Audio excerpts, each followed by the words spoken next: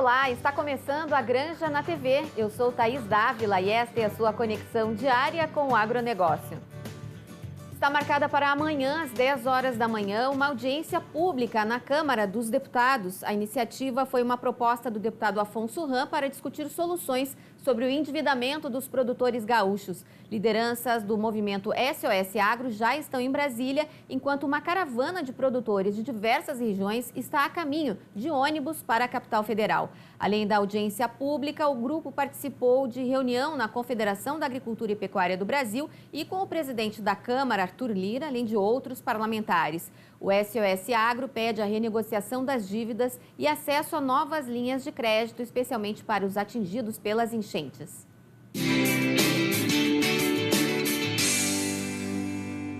A Serasa Experian realizou um levantamento inédito sobre o uso dos financiamentos públicos no campo. A ideia foi saber se os recursos captados pelos produtores são realmente utilizados no custeio das lavouras. 8 a cada 10 produtores usam corretamente os recursos. Entretanto, o levantamento, que usa imagens de satélite, apontou que há um desvio em 24% dos casos. Vamos entender melhor como foi feito esse trabalho e qual o impacto destes números com o head de agronegócio da Serasa Experian, Marcelo Pimenta. Tudo bem, Marcelo?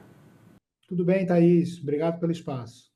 Como é que foi feito e de que forma a Serasa conseguiu chegar no resultado sobre o uso dos recursos captados pelos produtores para custeio das lavouras? Como é que foi a metodologia? Nós consultamos todas as operações com créditos equalizados que estão registradas no Banco Central da safra 22/23. Então, nessas informações que são dados abertos, consta o produtor rural, a gleba que foi utilizada, o valor do financiamento e o que foi declarado, em termos de o que seria, para que seria utilizado o financiamento. Então, nós pegamos todas essas informações e, para esse estudo em particular, nós pegamos todas as transações de financiamento de soja e cruzamos ali o valor do financiamento, a área declarada que seria investida, a gleba, então o polígono, né, da área de produção, e por meio das imagens de satélite nós analisamos se de fato durante esse período houve o plantio e a colheita do grão. Por uma série de questões técnicas, né, o CAR, por exemplo, né, que é onde que é a ferramenta que nós utilizamos, né, o mercado inteiro utiliza, ele é um registro autodeclaratório. Então, muitas vezes tem pequenos erros ali de precisão em relação à gleba.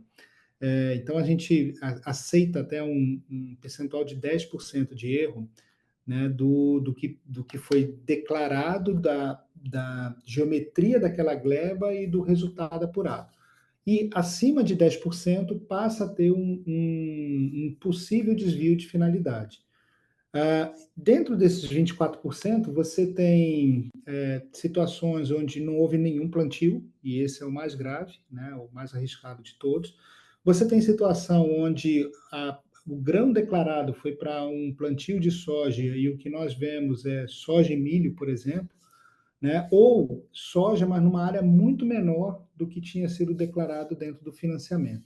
Então, todas essas diferentes situações estão dentro desse número de 24% das transações, sendo que a gente considera 7% delas, né, do total, as mais arriscadas, é o que deveria, de fato, ser discutido e investigado aí pelas instituições financeiras que concederam esse crédito.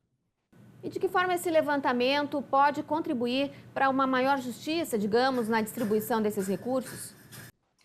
Tem duas coisas. Uma, o regulador tem cobrado cada vez mais, o Banco Central, né, tem cobrado cada vez mais que as instituições financeiras elas façam essa análise, né, que conheçam seu cliente e que acompanhem os investimentos feitos pelos seus clientes. Então, é algo que o próprio regulador exige, e o fato de uma IF não fazer pode trazer risco para ela, né? Tem uma questão de risco reputacional ou mesmo de não cumprimento de uma norma do Banco Central. Esse é um ponto importante. O segundo uma vez que, se de fato houver desvios, Um recurso que poderia estar subsidiando ou sustentando um investimento correto, né, para aumento de produção, foi utilizado num projeto que não cumpriu com não cumpriu com a sua função. Então, esse tipo de ferramenta que hoje em dia está cada vez mais barato, está cada vez mais abrangente e que é possível praticamente acompanhar semanalmente a evolução ou não de uma lavoura, ele cada vez mais vai ser utilizado pelo mercado inteiro. Então, não há por que as IFs ou qualquer outra empresa do segmento não adotar e acompanhar os investimentos que estão sendo feitos, porque você pode utilizar essa informação para, por exemplo, acompanhar um desvio de finalidade, ou, por exemplo, para acompanhar a probabilidade ou não de ocorrer um sinistro, né, e você ter que acionar um seguro naquele local, ou no caso de uma trading, você ter algum risco ali de entrega de produtos, né, porque no final das contas a área plantada ou a produtividade daquela área pode ser menor do que a esperada, e aí pode trazer um problema futuro. Acho que a principal mensagem aqui é ferramentas de sensoriamento remoto estão cada vez mais sendo utilizadas, o custo operacional é cada vez menor e isso vai estar presente basicamente em todas as transações do agro. Você acredita que o produtor, nesse exemplo, que planta soja e milho, onde seria só soja, você acha que ele não sabe, que não pode fazer isso? Tem vários casos, Thaís. O que acontece? Muitas vezes você pode ter tido um problema climático na região. Choveu demais e simplesmente não foi possível plantar tudo. Você pode ter tido um problema de preços ou de falta de produtos, né? Então, faltou semente num determinado município, num determinado local, ou o preço subiu demais, então não foi possível comprar aquele volume de sementes planejados que dariam a produção esperada. Então, há diversas razões. O importante é a instituição financeira e o produtor, eles têm que manter um diálogo, né? A IF precisa conhecer seu cliente, precisa entender o que está acontecendo com o seu cliente. Né? O produtor ele precisa avisar que vai utilizar, quando ele declara que vai utilizar um recurso de uma forma, ele precisa cumprir com aquela utilização ou atualizar as informações para que utilizou, para qual uso deu para o financiamento antes de executar. Mas o mais importante aqui é entender que, olha, tem situações que ocorrem mesmo, não foi possível fazer, mas esse diálogo precisa acontecer em tempo de safra, não um ano depois ou após a safra, quando não é possível mais recuperar ou redirecionar aquele orçamento para um outro produtor, por exemplo. Bom, você falou sobre esse mercado que a Serasa entrou nos últimos anos e a gente tem visto também muitas notícias com dados da Serasa Experian em relação, por exemplo, às recuperações judiciais. Fugindo um pouco do nosso tema inicial, mas esse é um tema importante com números que vem assustando. Falamos sobre isso essa semana, inclusive, no programa. Nós vamos inclusive atualizar essas informações do número de recuperação judicial daqui a 15 dias, sai um novo estudo, uma nova atualização. O importante aqui é ver de duas perspectivas. Tá? Uma perspectiva o número tem crescido, é verdade, existe uma concentração dessas ocorrências em alguns estados, né? E claro que chama atenção, claro que isso vai fazer com que a análise de crédito seja mais rigorosa, tanto para produtores quanto para toda a cadeia do agro de maneira geral. Mas é importante também dizer que quando a gente compara esse número de recuperação judicial com todo o volume de crédito que foi tomado pelo mercado e que está adimplente, ele é um número pequeno. É claro que assusta, tem nomes importantes do agro ali dentro, mas, de certa forma, o que acontece se há um sofrimento em alguns municípios do Mato Grosso, de Goiás ou de Minas, com a sua produção de soja, gado ou café, por outro lado, a gente tem outros municípios onde estão produzindo muito bem, né? Você vê commodities com preço atingindo valores recordes, né? Nos últimos tempos, volumes de exportação crescendo também. Então, a gente não pode generalizar. Acho que o maior perigo aqui é generalizar e você espantar investidores e credores do agro, né? Isso daí é um momento cíclico, é um momento de ajuste. Quando nós analisamos esses números das recuperações judiciais, eu posso afirmar para você que a maior parte dos produtores que solicitam essas recuperações já vinham com uma situação de crédito bastante complexa, eles estavam muito alavancados. E aí, no momento onde a margem caiu muito, porque teve uma combinação perfeita aqui de redução de preço de commodities, de aumento de custos e de crise climática. Então, foi realmente uma tempestade perfeita que pegou aqueles que estavam muito alavancados, estavam sem capacidade de renovar seus créditos e que estão recorrendo à recuperação judicial. E há alguns casos, vocês têm noticiado isso também, de algum oportunismo, né, por parte de poucos, né, produtores e empresas do agro que estão aproveitando essa situação para pedir recuperação judicial sem levar em consideração as consequências que isso pode trazer, tanto para eles, né, por falta de acesso no futuro a crédito de maneira geral, quanto para o mercado. Eu acho que esse é um ponto mais importante que deveria ser mais discutido também. Porque essa questão do uso indevido da ferramenta, né, do mecanismo da recuperação judicial, acaba trazendo uma mancha para o setor, que dá uma impressão de quem olha de fora, que esses percentuais aí superiores a 500% de crescimento, por exemplo, dá uma impressão de que o setor está numa derrocada, e não é verdade. O Brasil cresce a cada ano, né, Marcelo? Exato, Thaís, e tem que considerar o seguinte, como partiu de uma base muito pequena, então a lei que permitiu o produtor rural, pessoa física, a solicitar uma recuperação judicial, ela é muito nova. Ela começou agora para valer em 22. Então, o que acontece? Quando você sai de números pequenos, de 30 para 40, né, ou de 30 para 60, para 100, como é o caso, Sim.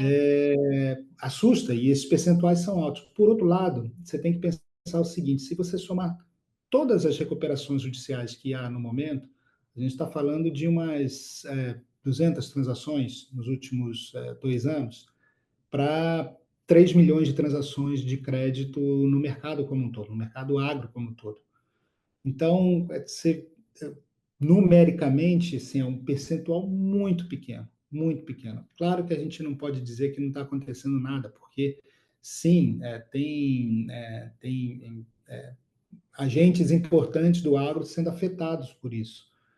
Mas eu diria que está localizado em alguns estados, em algumas cadeias e principalmente em produtores e empresas que já estavam muito alavancados. Muito bem, importantes informações, e como se diz no marketing e na administração, tudo que pode ser medido pode ser melhorado. Exatamente.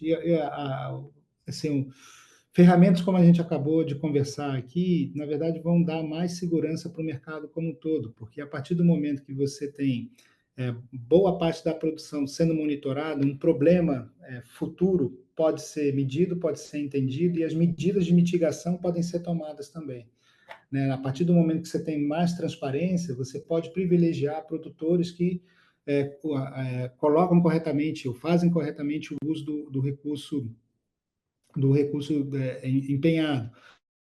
Ou produtores que tiveram problema, seja um problema climático ou um problema de preços, podem também ter mecanismos de refazer o seu financiamento ou as declarações, né, para que o financiamento tenha sido concedido, para que não fique irregular. Então, quanto mais informação, melhor, e é um meio mais transparente de atuar com os agentes do mercado. Tá certo, Marcelo Pimenta, Head de Agronegócio da Serasa Experian. Muito obrigada pela participação. Eu que agradeço. Obrigada. A Granja na TV faz um rápido intervalo e na volta vamos conferir a reabertura dos mercados para o frango gaúcho e o mercado de grãos com a Grão Direto. Até já.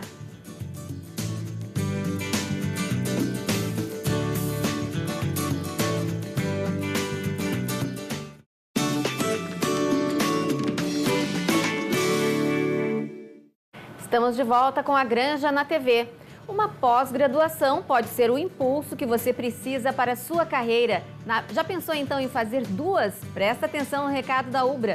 Pós em dobro Ubra Pop, uma promoção imperdível para turbinar sua carreira. Fazendo a sua matrícula em uma pós-graduação EAD nas áreas de gestão e educação, você recebe outra totalmente gratuita. Essa é a sua chance de investir em 2 cursos pelo preço de um e crescer profissionalmente. Aproveite a oportunidade incrível de adquirir conhecimento em dobro com uma das melhores universidades do país. Estude com uma plataforma de ensino atual e inovadora, ideal para o seu smartphone, acompanhamento em todo o curso e a flexibilidade que só o EAD oferece, com aulas 100% online. Confira o regulamento em pós.ubrapop.com.br. Ubra Pop, o futuro começa aqui. Após o caso isolado da doença de Newcastle em Antagorda e o encerramento do foco, terminou no final de outubro o prazo de 90 dias previsto pela Organização Mundial de Saúde Animal para que seja retomada a condição sanitária anterior ao caso. Com isso, a expectativa era de retomada de mercados. Quem nos dá um panorama da situação após o final do prazo é o presidente da Associação Gaúcha de Avicultura, José Eduardo dos Santos. Olá, aqui José Eduardo Santos, presidente executivo da Organização Avícola do Rio Grande do Sul, das entidades Asgave e Cipares. Em relação ao final do caso de Newcastle, que aconteceu aqui no mês de julho, passaram-se 90 dias, então o Ministério da Agricultura comunicou à Organização Mundial da Saúde Animal que não há mais nada de resquícios ou algum tipo de contaminação, não houveram mais casos positivos. Então, houve um comunicado oficial para essa Organização Mundial da Saúde Animal, no sentido aí de que os países que ainda permanecem com embargos às exportações do Rio Grande do Sul regularizem essa situação.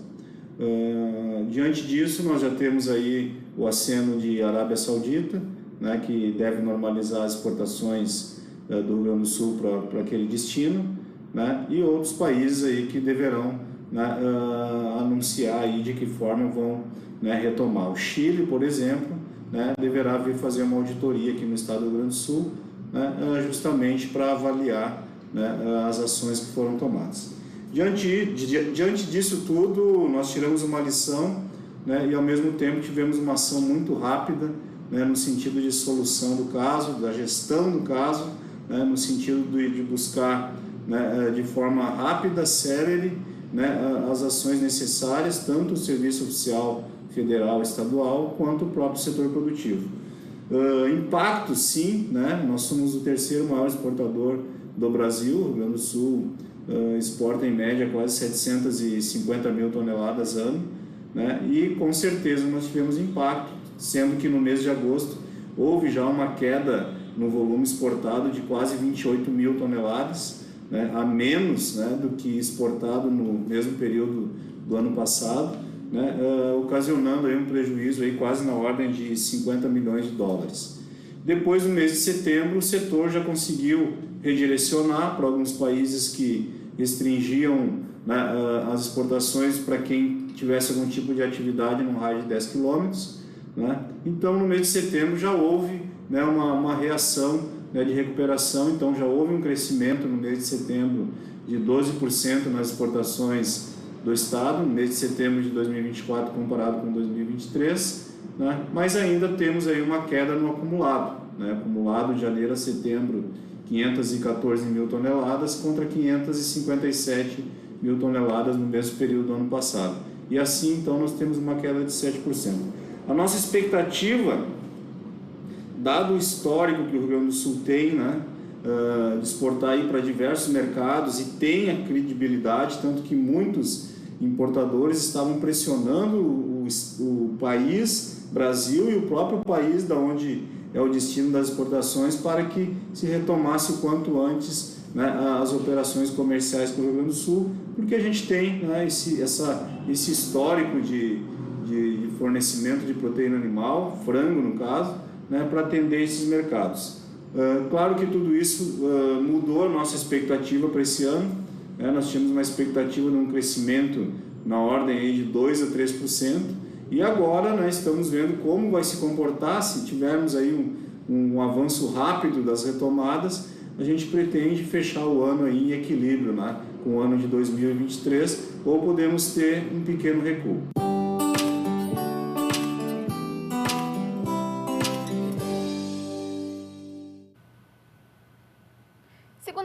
é dia de acompanharmos as movimentações de mercado com o analista da plataforma Grão Direto, Gabriel Souza. Tudo bem, Gabriel? Olá, Thaís, tudo bem? Bom, a gente teve aí uma semana de retomada, de recuperação aí do atraso no plantio no centro do país, né? O pessoal está conseguindo tirar aquele atraso que estava bem grande lá no começo. Já está parecido o percentual de plantio aí com a safra passada? Exatamente, se a gente for até analisar o contexto histórico, a gente conseguiu atingir um patamar maior do que o índice histórico de avanço de plantio. Então isso acaba sendo bastante positivo, né, para o plantio em si, né? A gente conseguiu encaixar nossa janela muito bem. E agora precisa ver como é que o mercado em si vai responder isso, né? Provavelmente vai ter alguma pressão de vendas nos preços, mas para a estrutura do Brasil em si, produtora, isso é muito positivo. Bom, a gente tem um tema aí importante acontecendo nos próximos dias, já os Estados Unidos mobilizados em torno das eleições presidenciais e proporcionais também, né? Mas como é que a expectativa aí do início da votação, da votação presidencial está impactando aí os números dos grãos, das commodities, Gabriel? Bom, vamos lá. Agora está um cenário um pouco mais conturbado, vamos dizer assim, né? A gente via o Trump à frente um tempo atrás, vindo de uma recorrência, né, de provavelmente ele ganhar as eleições. Porém, agora alguns indicadores lá norte-americanos começaram a colocar um pouco mais de pareio ali com relação às eleições. Então, provavelmente a gente vai ter uma eleição muito complexa, provavelmente será a mais decisiva das eleições norte-americanas, segundo, né, o que esses indicadores vêm mostrando, e até alguns mostrou a Kamala passando um pouco, né? Então, vai ser uma decisão com certeza disputada e isso acaba interferindo diretamente nos nossos preços, né? Como a gente já comentou algumas vezes, a curto prazo, vamos pegar um cenário Trump, o Trump, por ter uma rispidez com relação à comercialização com a China, pode ser que a China comece a ter algumas taxações, então ela vai buscar outros mercados para originar. E outros mercados, né, seria logicamente o Brasil, que tem esse produto, a pronta entrega, né, produto e até de maior qualidade com relação à extração de óleos e tudo mais. Então, para o nosso cenário aqui, a gente pode acabar se beneficiando, né, nesse curto prazo. E agora com relação à Kamala, né, por ela ter essa flexibilidade um pouco maior com relação às exportações para a China, pode ser que a China consiga originar a soja americana por condições melhores do que a nossa e acaba prejudicando um pouco mais a gente no curto prazo. Vamos aguardar. Vamos aguardar esses números tão próximos acabam deixando até um clima de tensão, né, Gabriel? Vamos aguardar aí os próximos dias, os próximos comentários, traremos mais informações sobre os reflexos dessa questão política nos Estados Unidos para o produtor brasileiro. Uma questão que eu queria abordar com você é a questão do farelo de soja. O Brasil tem aumentado a exportação do farelo? Exatamente. Se a gente for analisar, né, o consumo interno do Brasil está aumentando, né, de soja. Então, a gente tem como subproduto o farelo. Então, tendo esse farelo disponível, ele tem um alto valor agregado, o Brasil tem uma condição de exportar esse farelo, né? Então, a gente vê, né, a arroba do boi no preço que está, o consumo final desse farelo acaba tendo um alto destino, né, com relação à nutrição animal. Então, está sendo muito mais fomentado, né? Tanto para a parte de exportação, quanto também para o mercado interno. Então, o farelo em si, né? Se a gente for analisar o preço dele, então ele acaba puxando também o preço da commodity, o grão da soja, justamente por isso, por esse aquecimento da demanda, tanto interna quanto para exportação. Bom, falando um pouquinho sobre milho, né? O Brasil tem uma expectativa de uma pequena redução de safra, em compensação a produtividade está elevando. Como é que está essa situação do milho? O que o produtor pode esperar? O milho é um pouco mais complexo se a gente for analisar com relação até à produção do milho, né? Então, o produtor agora, né, decidindo, né, a sua janela de plantio, decidindo ali o quanto vai plantar, principalmente agora o milho verão e depois o safrinha também. E o milho, a gente vê a demanda dele interna muito aquecida, né? Então isso acaba até puxando o preço ali de portos e tudo mais. Fica uma competição, a gente acompanhou nas últimas semanas uma certa competição de mercado interno, mercado exportador de milho. Vamos esperar, né? Porque eu acho que para o ano que vem a gente vê assim, um possível cenário de aumentar o volume de exportação também de milho. E graças a boas condições, o produtor sim está conseguindo melhores produtividades dentro da sua fazenda. Pois é, e no milho, como na soja, o produtor ele vai optar por quem está pagando o melhor, né, Gabriel? Tem uma questão de liquidez e tal, mas o produtor quer o melhor preço, ainda mais numa condição dessa que veio enfrentando aí preços baixos, especialmente na soja, nos últimos ciclos. Exatamente.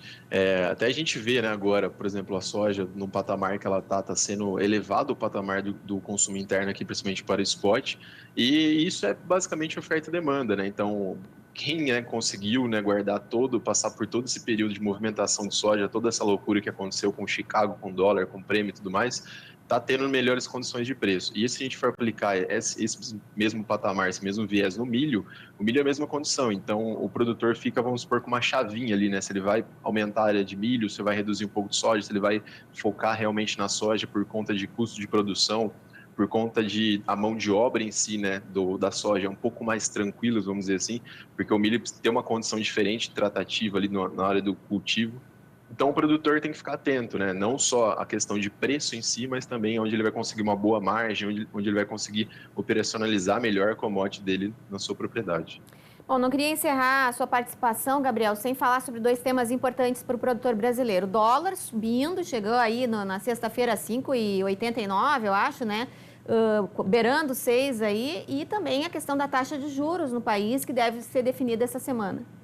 Exatamente. Essa semana tem, vamos dizer, a super quarta, né? Na verdade, essa super quarta vai ser um pouco diferente, né? Super quarta, decisão norte-americana e decisão brasileira por taxa de juros. Sim. A americana ela vai fechar, né, na quarta-feira, mas provavelmente vai ser divulgada ali na quinta.